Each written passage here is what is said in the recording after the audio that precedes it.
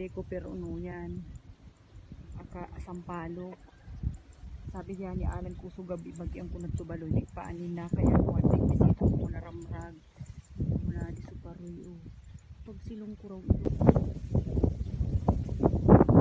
Siguro hindi ko kuha ni mga ilo-ilo pa ni ako di so. Ulit niya tanag-ulit man siya sa adik gilid. Hatubit nga talaga mapula-pula na abit. Sa adik gilid amo di so na uring ulit-ulit pa di na. Bit nga kayo na o.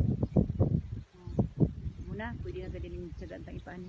Pwede na ning ipani. Pag-isita ko nga nikita siya nga anod.